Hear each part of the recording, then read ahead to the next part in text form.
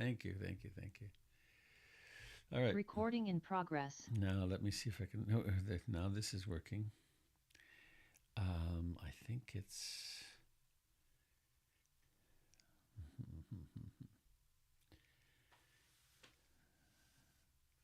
Yeah, here it is.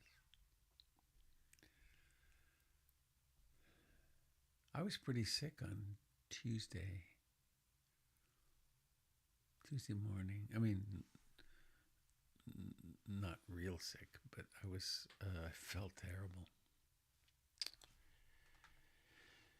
My lungs got tight, and I thought, oh my God, I'm going to go down that tight road, lung tight road journey and coughing, but it just didn't develop into anything. Day three, it diminished and then went away. So, this is a poem from Jane Kenyon,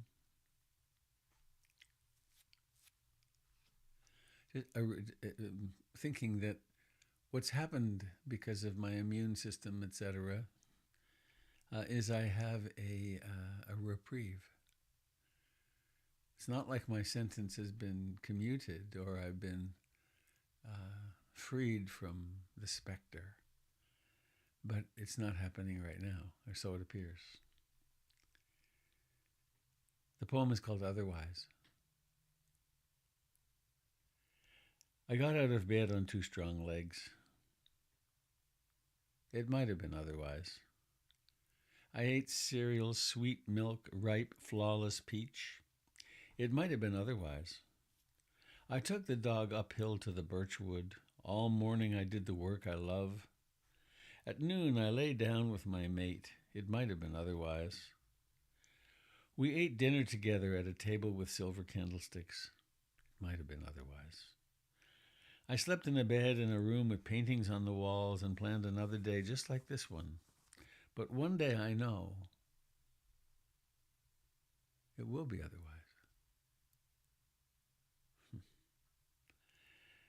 I got out of bed on two strong legs. It might have been otherwise. I ate cereal, sweet milk, ripe, flawless peach. It might have been otherwise. I took the dog uphill to the birch wood. All morning I did the work I love. At noon I lay down with my mate. It might have been otherwise. We ate dinner together at a table with silver candlesticks. It might have been otherwise. I slept in a room in a I slept in a bed in a room with paintings on the walls and planned another day just like this one. But one day I know it will be otherwise.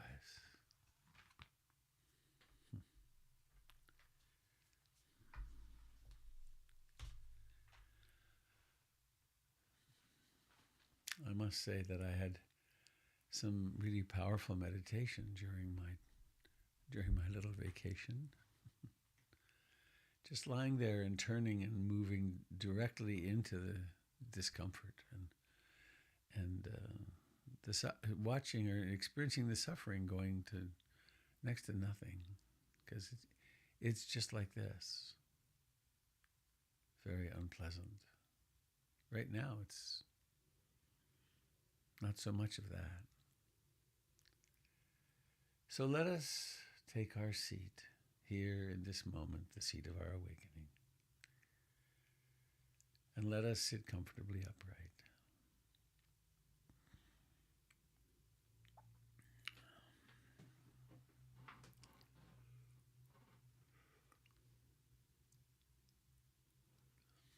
Feeling the weight, the pressure of the body on the chair.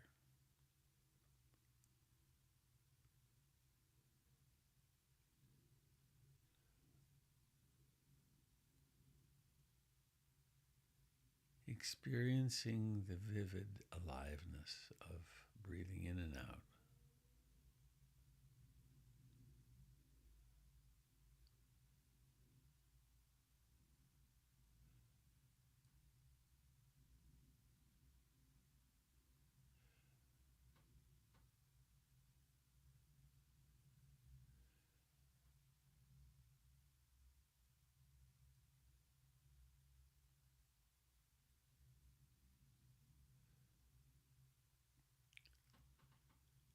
And we might remind ourselves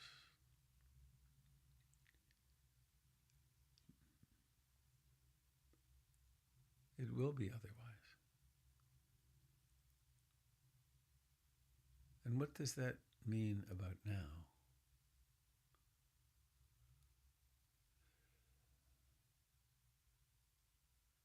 Perhaps it points to being here, to consciously embracing this moment.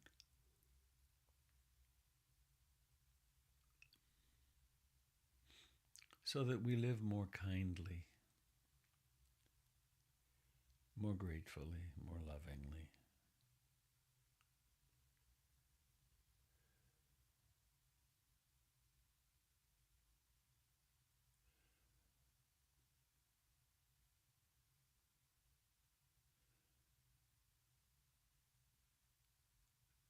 Receiving somehow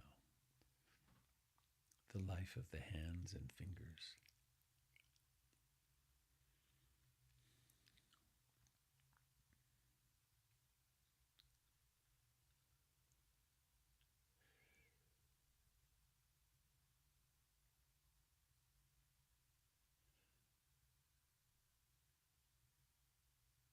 Receiving the life of the face.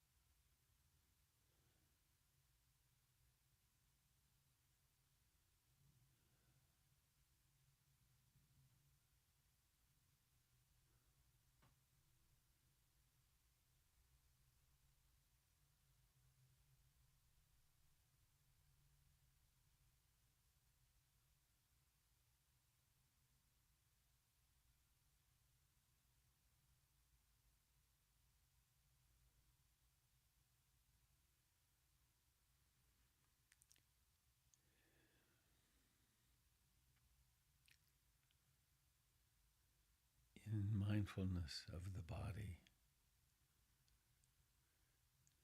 we attend to the breathing, but not to some idea of breathing, to the actual flesh and bones sensations of in-breathing and out-breathing.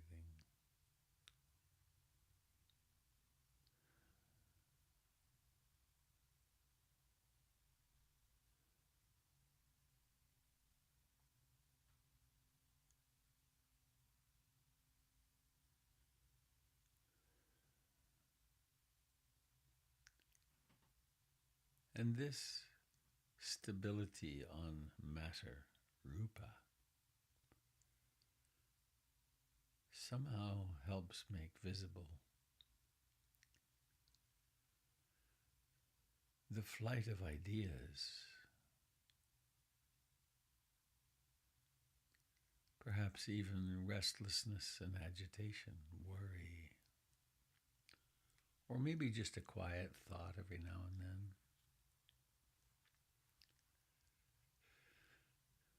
These thoughts, which we usually weave into an identity. I am what I think. But to the meditator, thoughts become much less solid than that.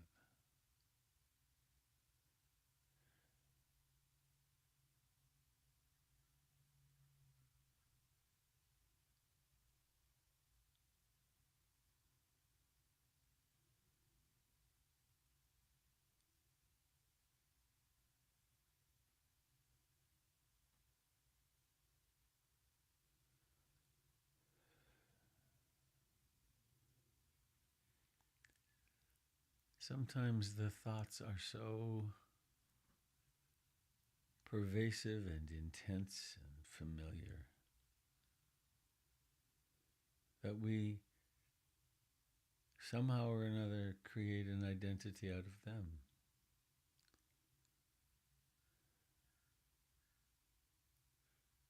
We can get them all connected up with the endocrine system and become physically anxious or depressed or excited.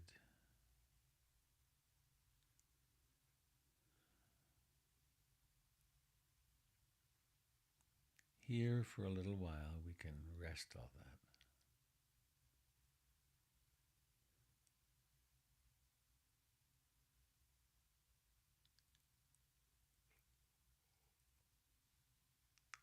Coming home to the simplicity of in-breathing and out-breathing.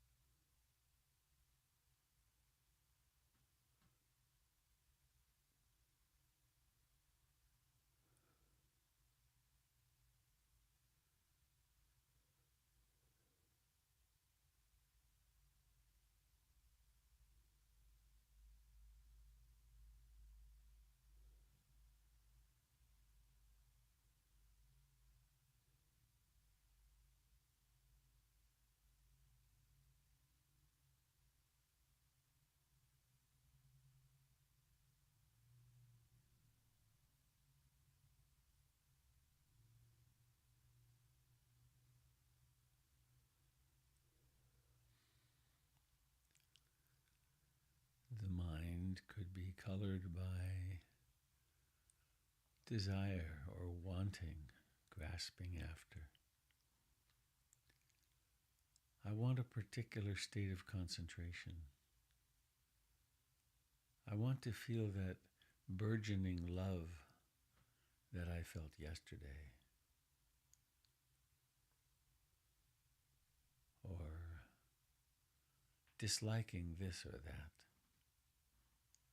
pushing against the moment.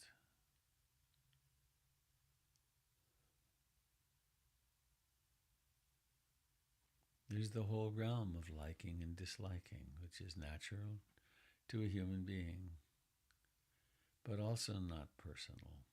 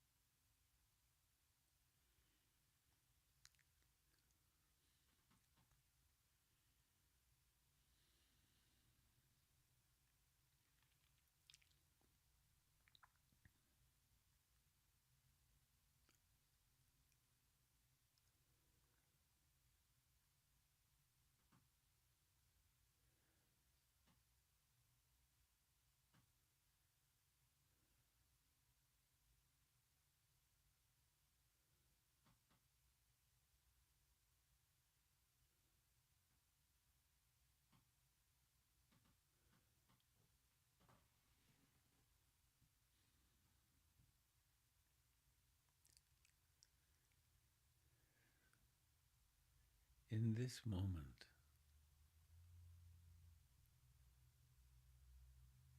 Is there time?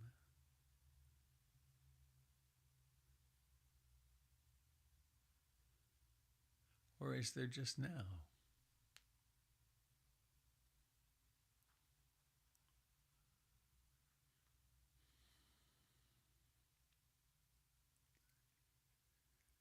If you were to think about something you did yesterday, thinking, where does that happen? It happens right here and now.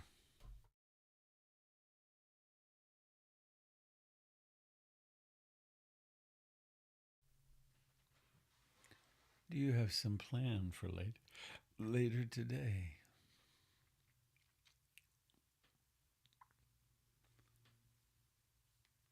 Where does that happen? When?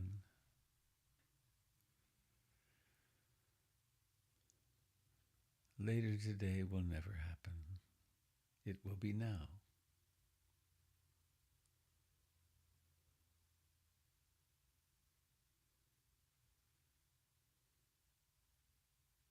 To take refuge in the Buddha, Dharma, and Sangha is to be alive now.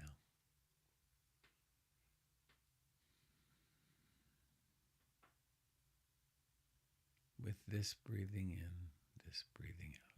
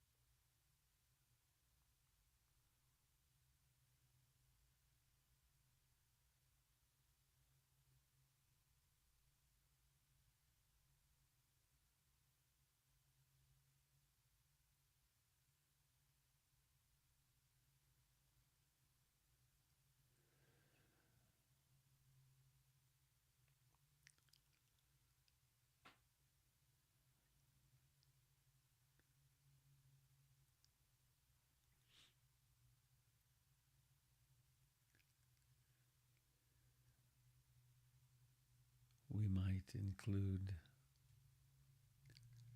much more of the body.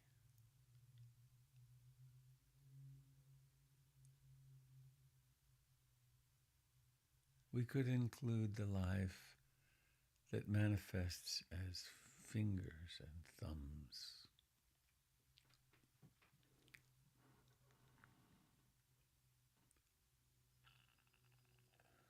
We could include the life in the feet and the toes.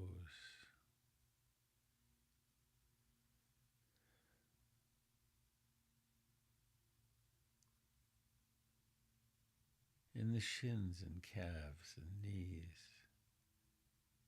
the heels,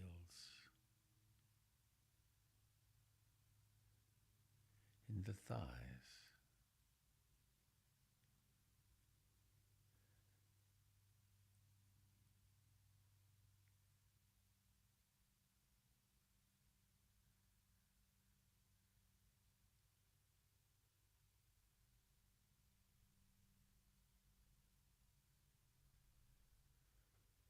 We might include the face,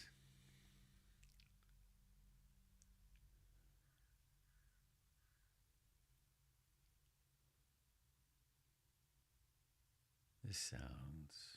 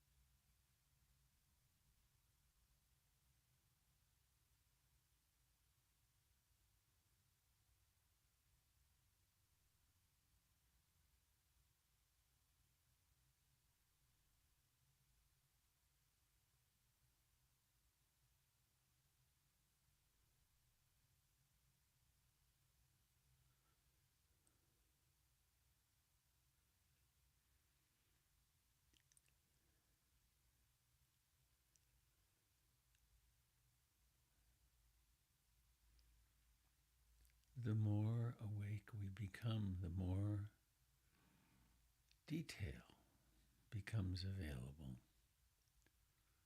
For instance, we could feel the middle finger of the left hand.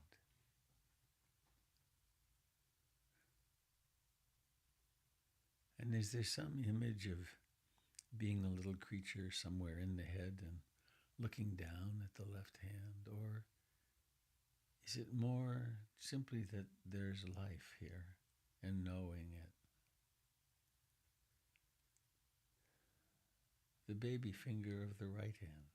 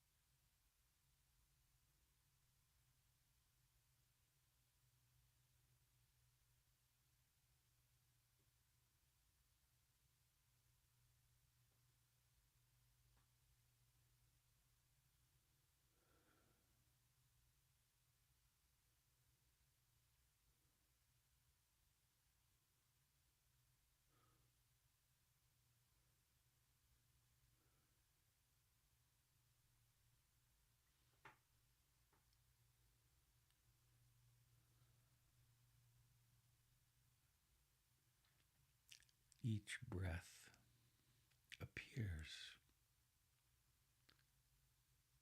It comes out of nowhere.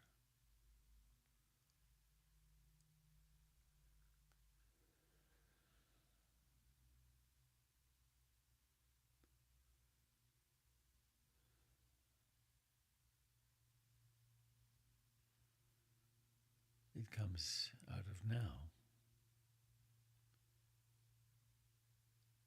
It rises to fullness.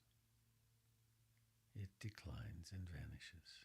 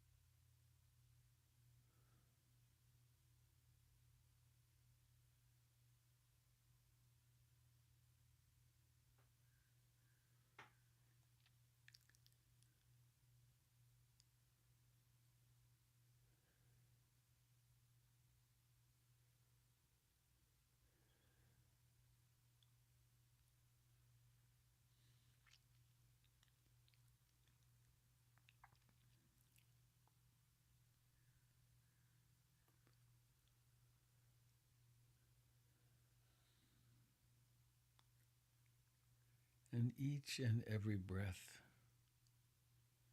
can be remarkably instructive as well.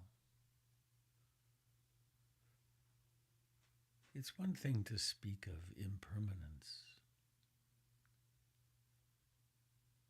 It's another to be present and awake to it.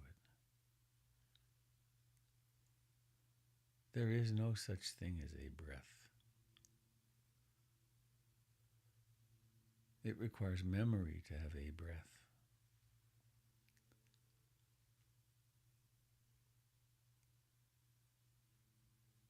The breathing in process begins, and then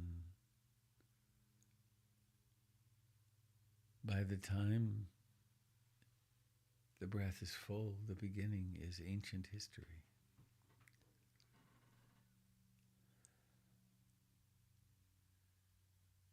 By the time the breath is over, fullness is as far away as the dinosaurs.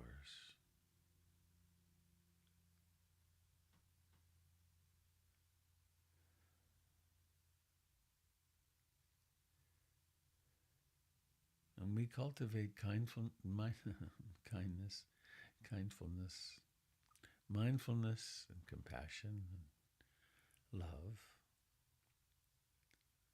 right here in this moment with this breath.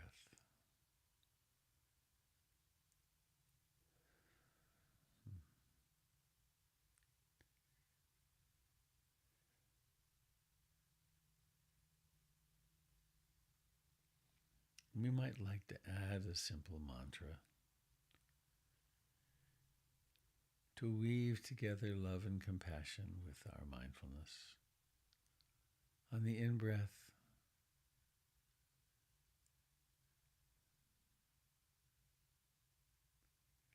may I be truly content, free from all forms of suffering.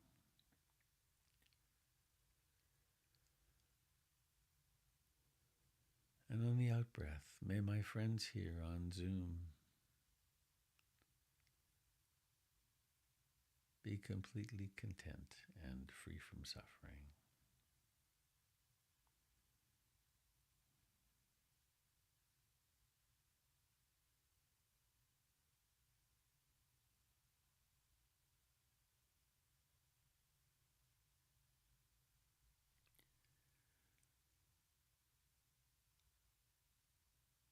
On the out-breath, may all beings be completely content and free from all forms of suffering.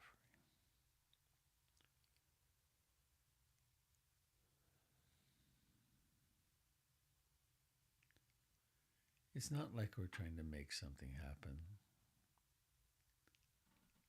We're just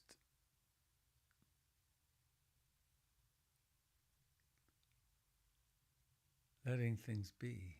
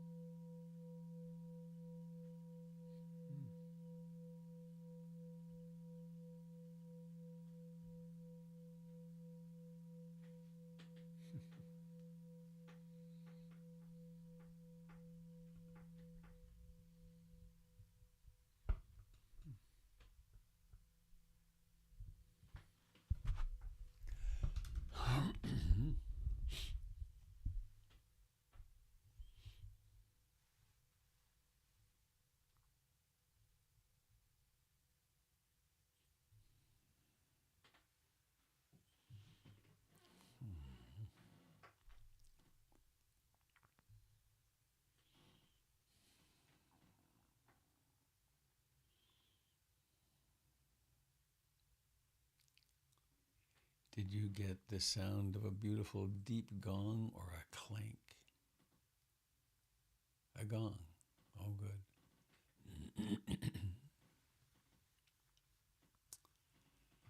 Well, hello.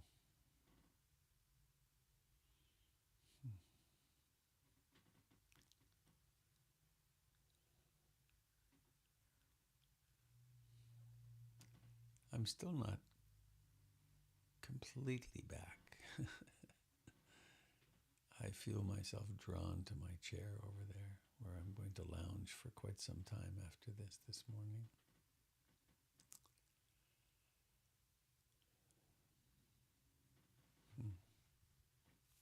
We had a very powerful evening on, was it last night? No, Wednesday night, with our guests from Minneapolis. Oh, my memory is gone at the moment, but there's a wonderful Dharma talk on how we create identities. I'm a this, I'm a that, you're a this, you're a that. You're in, I'm in, you're not in. Mark Nunberg. And Shelley Graff, says Jamie quite wonderfully. That talk will be available. It'll be, a link to it will be sent out in the digest, and I'm not sure if we'll get it on the website. I will get it on my own blog as soon as I get access to it. So, Jim is teaching on Saturday. You want to speak a moment about that, Jim? Thank you. Yeah, we're going to try again to do online and live. Last time we only had one person that was able to sustain the connection online. There's always problems with technology, but at any rate, we have a handful of people coming to PIMC, and we'll have maybe some gaps in the weather where we can walk outside in the side yard. And it'll be a very short snack break. We will do noble silence and just sit 6 feet apart in the living room and honor the masks and the caution that we need to maintain our health and resilience as COVID continues to be a pest everywhere. But anyway, we're going to be doing a lot of sitting and a lot of moving and a very short break in the center, and we'll be there from 9 till 1 on Saturday. Join us if you can.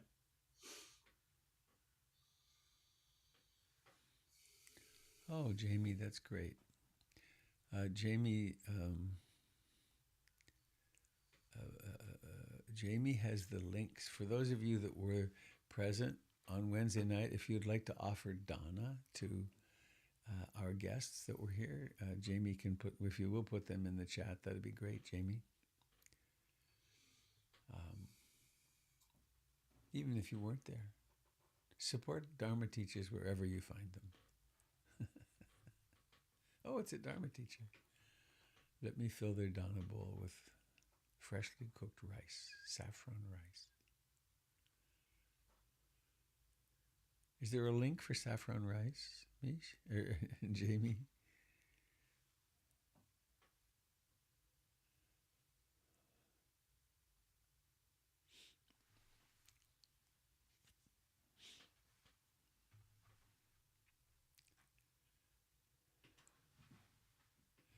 So I think that's all I have for announcements, and I'm certainly open to hearing. How are you? Are the 10,000 joys and the 10,000 sorrows operable in your life, or is everything just smooth and equanimous?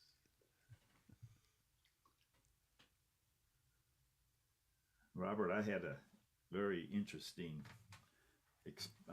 experienced Wednesday night at that gathering about identity.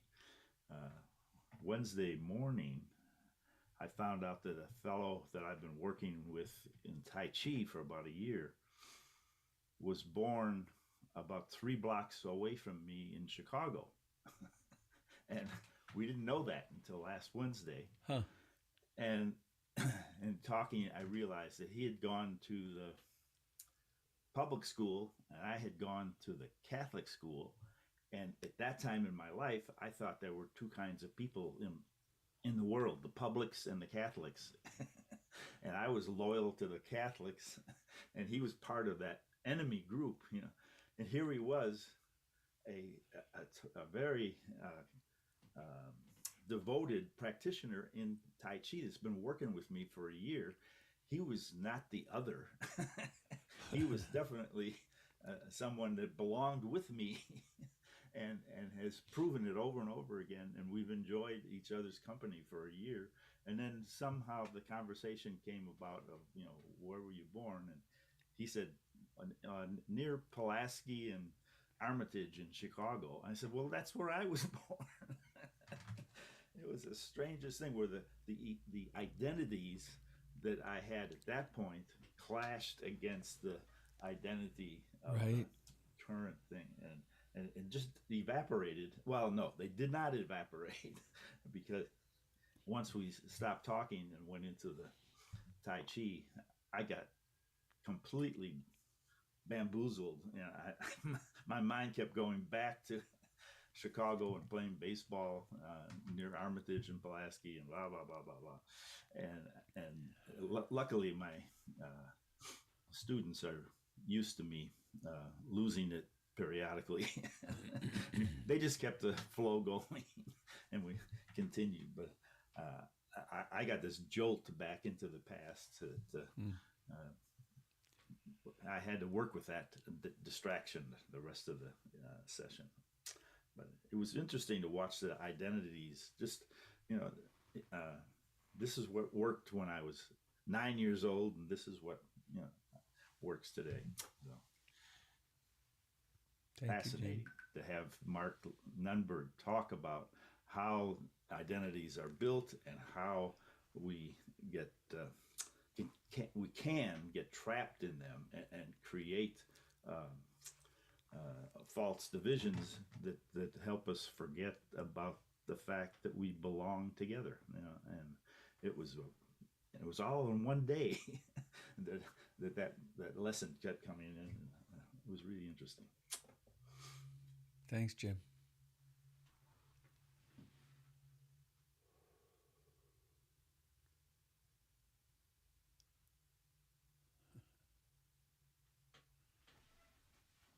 I'm going to sit up straight.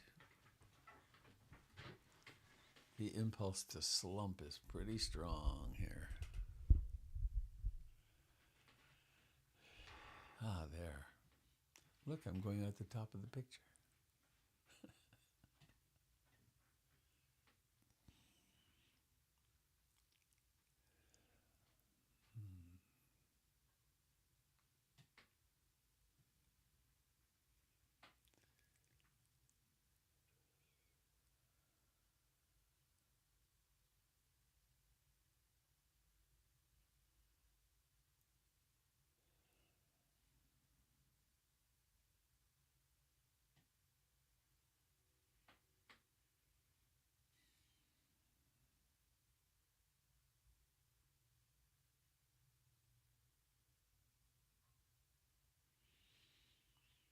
I will, to the best of my knowledge, be teaching on Sunday.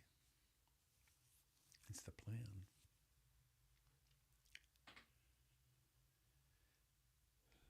It's kind of a relief to finally have COVID. Been so much work to avoid it,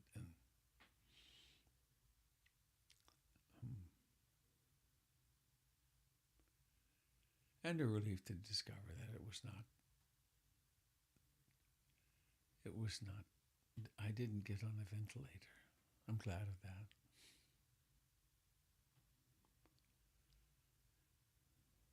Millions of people have died of it. Amazing.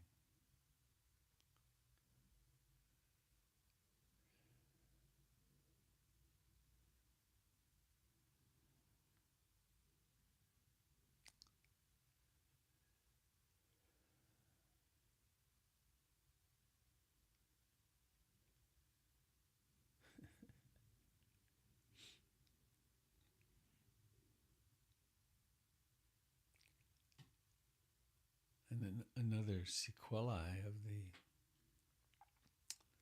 enforced homeness. My desk is clean. There's still piles of stuff to deal with, but I can actually see the wood of the desk. It's quite impressive.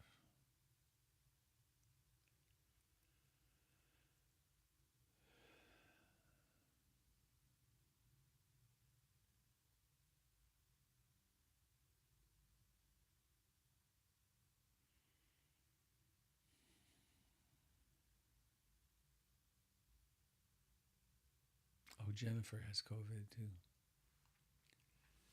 We tried to, as soon as I diagnosed, as soon as I got clear that I had it, I started spending my time either in the bedroom or outside.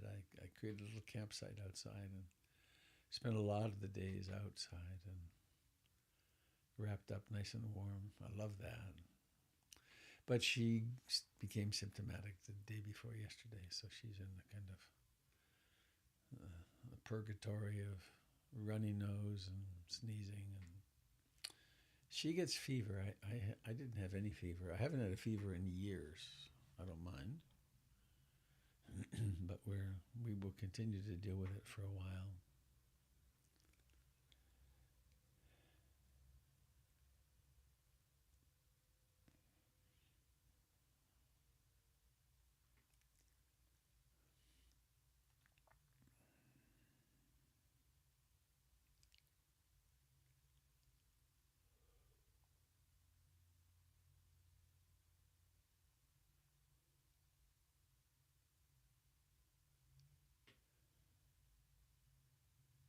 Some of you may have received an email ostensibly from me, but not from my email address, from some numbers and then pastors.com. And it was a scam asking for, saying I was in a meeting and I needed money immediately for some woman who was in the hospital. And I hope that didn't create any consternation or loss for you. There was one person in the community who responded very lovingly and generously, but took quite a loss on it. Scammers.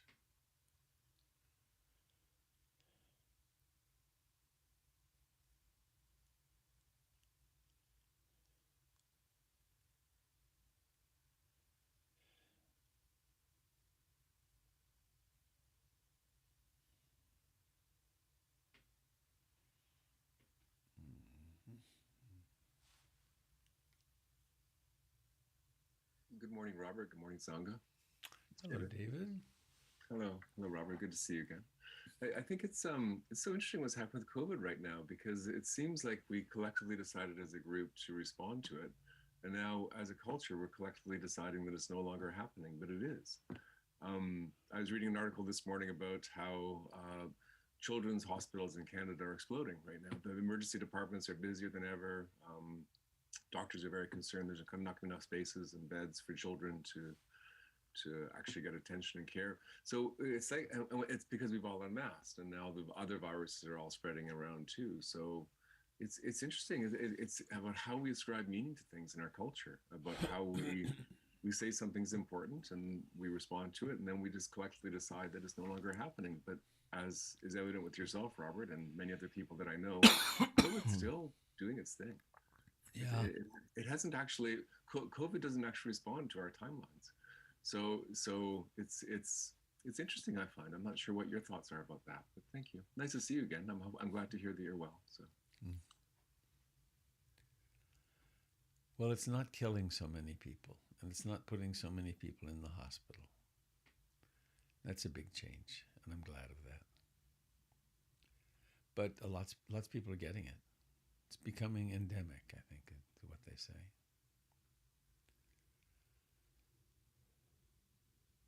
Yeah, when I was with my sister in Chilliwack, it's a regional hospital, 50 miles east of Vancouver. There were people in the halls.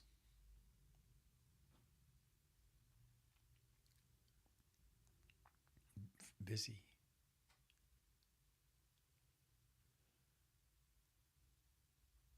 I don't know that it was particularly due to COVID.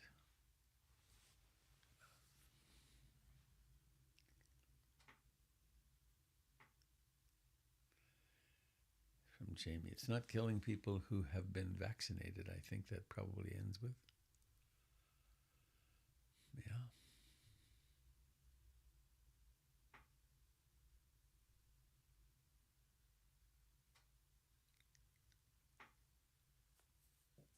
Robert, Oh excuse me, it's yes, that's Dave. true. Yeah.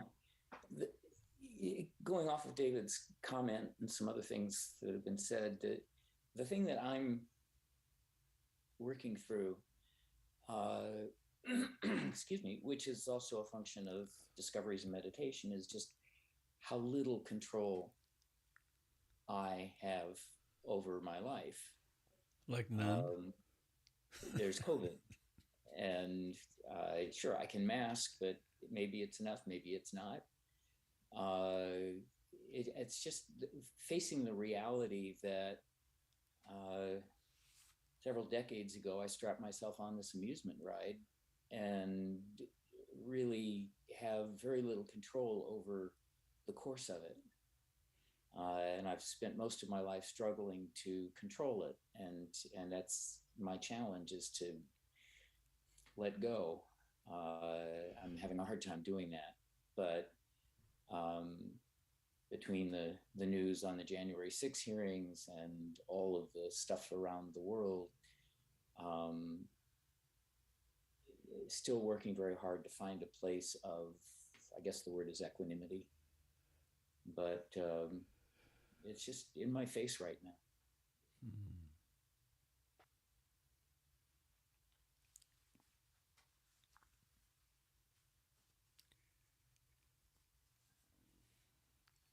As I make sense of the practice of awakening, if there is such a thing, what we do is we encounter all of our resistances, all of our identities, all of all of the costumes, all of the beliefs. And they come up, and it's like the trance state comes up, and there's no one home. There's no knowing of it. And it might be a tenth of a second, or it might be a week. And it may involve another person. We might fall into some kind of trance and fall in love, or fall out of love, or fall into conflict or something. And then there's this indescribable but known, oh, right, oh, here's that anxiety again. Thank you for sharing. The tendency, of course, is to try to figure it out. And there is no figuring it out. There's just waking up. And that tendency to want to think it through and get the right path is it's deep in us. I mean, how many years of formal education do you have, Dave Mayer? It's decades of think this out, figure this out, as opposed to, well, of course you're suffering. You're a normal human being, and the mind is full of delusions and fantasies. And a lot fewer than there used to be, though, I would observe about you. There's less utter anguish. True for me, too.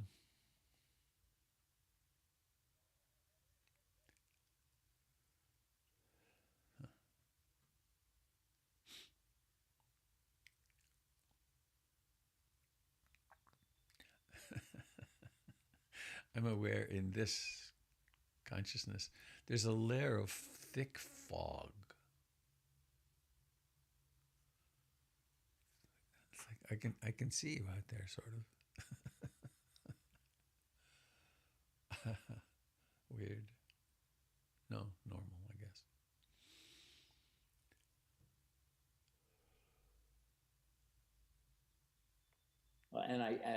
I don't know. At the risk of too much information, I had surgery a couple of days ago, related to the prostate procedure I had 3 years ago. But uh, the the body, I have a catheter bag on my leg, and the body has its own urges that come up and express themselves in a great deal of burning and pain that I have absolutely no control over. Yes. And it's been interesting and encouraging to practice through that, sometimes successfully, sometimes less. But again, it feeds into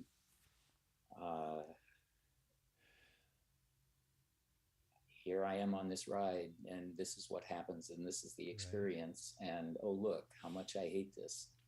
And trying to find that space where I can observe and see all of these things and be at peace with it. I'm doing so much better with it now than I ever could before. Thank you. Right. Robert, thank you. There's a trap in the being at peace with it idea, I think. Because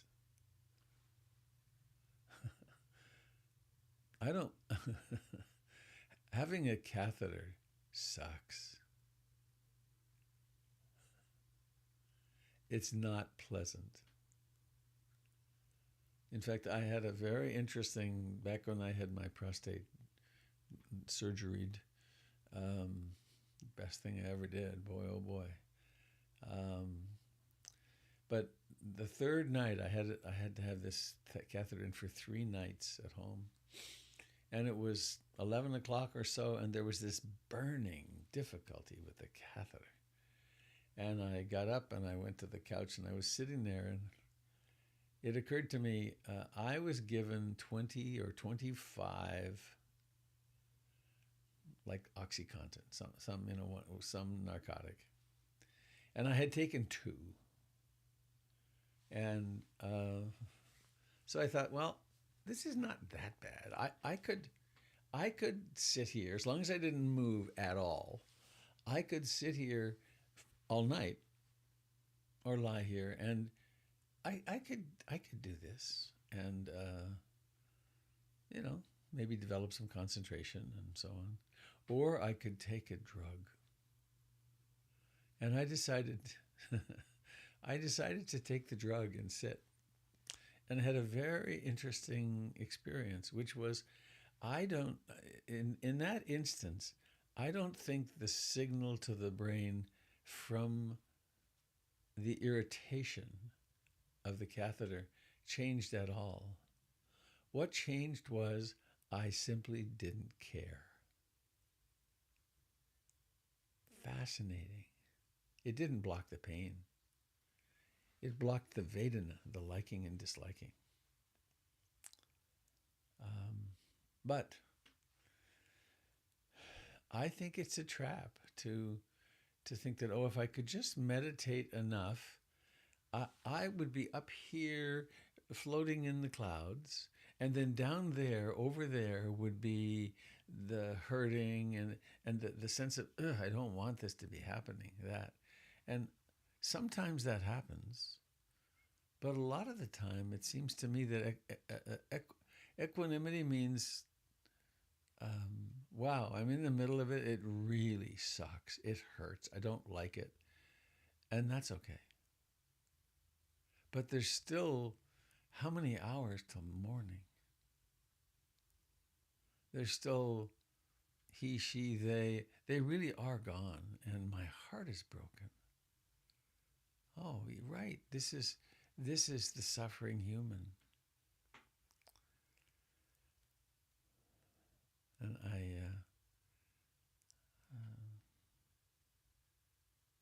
I'm in the midst of that kind of wanting wanting to somehow or another be enlightened and not have the pain anymore. But I think this human thing does that.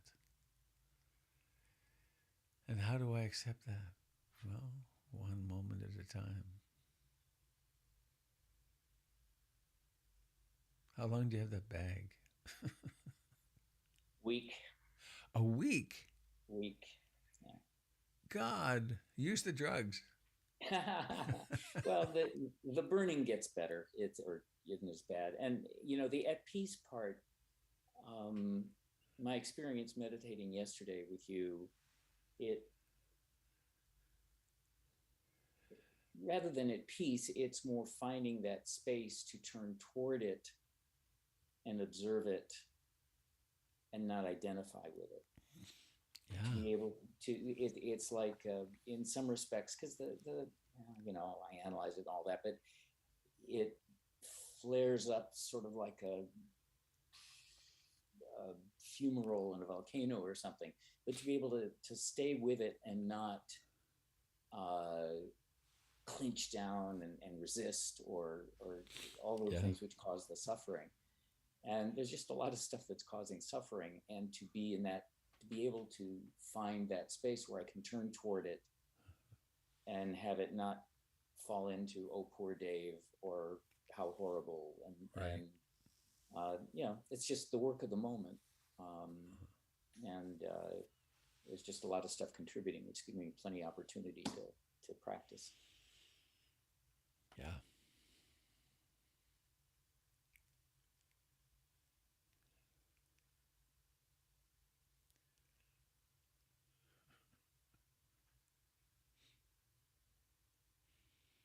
It seems to be the morning of Dave's, but so I just thank you, Robert, for saying that having a catheter sucks. I feel sometimes with Buddhists that we sometimes give an image of sitting quietly, walking slowly, Dharma talks, and people who are newer to the practice sometimes feel that somehow they're not attaining that state, and say, I've read and talked to beginning meditators say, I've been meditating now for 6 months, a year, and I'm still unhappy. And it's like, yes, of course you are. This is just what it is.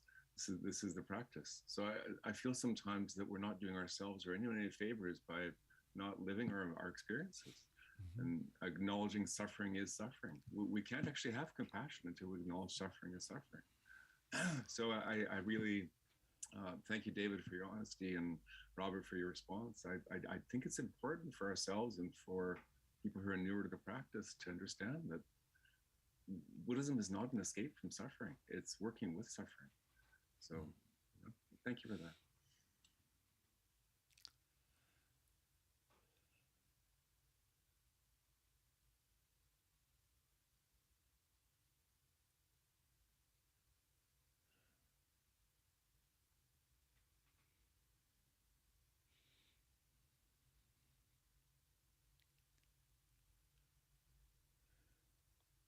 And I just want to say how precious it is to sit here and look at all of these same faces every day. There you are, with me. It's an incredible thing. Thank you all.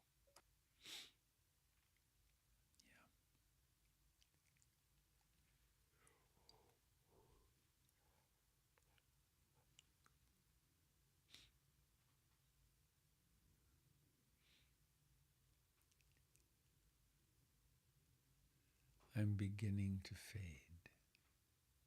Goodbye. I have twice in my teaching career completely fallen off my seat in the midst of teaching. Quite funny. Crash.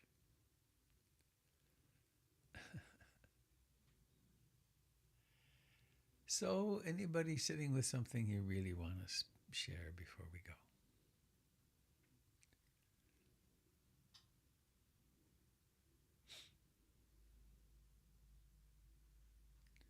That reminded me of a little Rumi poem. Inside the great mystery that is, we never really own anything. So, what is this strange competition we feel then before we go, one at a time through the same gate. Inside the great mystery that is, we never really own anything. So, what is this strange competition we feel then before we go one at a time through that same gate?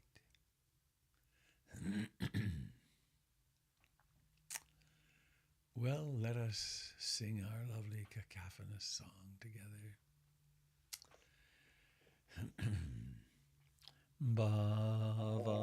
Bhavatu Sabe Mangalam. Bhavatu Sabe Mangalam. Bhavatu Sabe Mangalam. Sadhu, sadhu, sadhu.